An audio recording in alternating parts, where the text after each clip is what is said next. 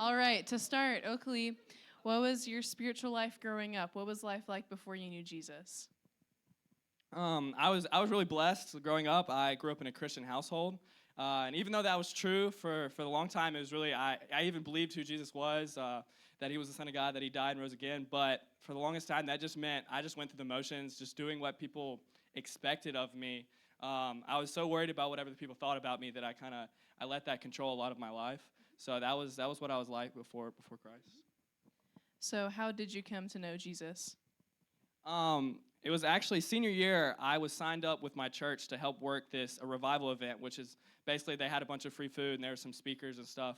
And there's one thing that he shared that really stuck out. He talked about this guy who came into a church and he mocked the guy on stage speaking.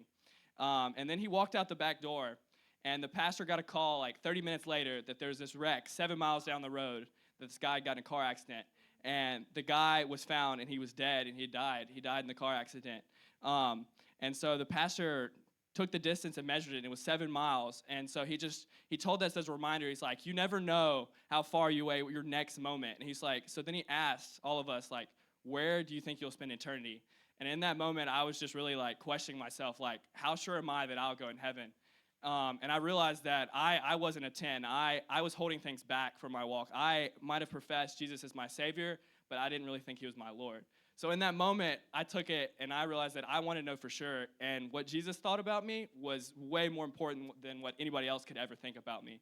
So in that moment, I decided that I wanted to be assured of my salvation, and that's what's most important. So I not only made him my Savior, but my Lord as well.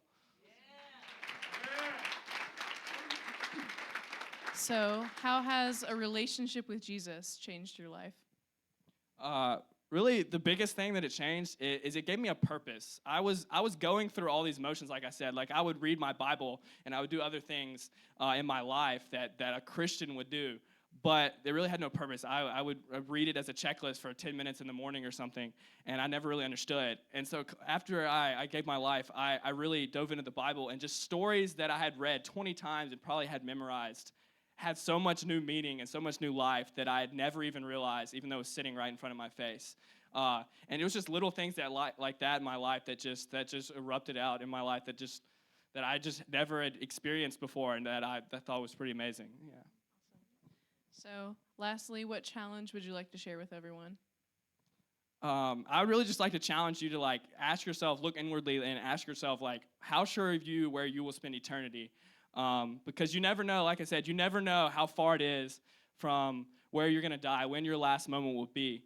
And it's not something that's necessarily hard to do. It says in Romans 10:9 that all you have to do is confess with your mouth that Jesus is Lord and believe in your heart that he rose from the dead, and you will be saved. So I just ask, like, if that's something that you're thinking about, you're considering, that you're pondering where you might spend your eternity and you're not sure, just ask around, ask somebody, talk with somebody, because your eternity matters more than anything else. And that's for sure. So thank you. Awesome. Thank you, Oakley.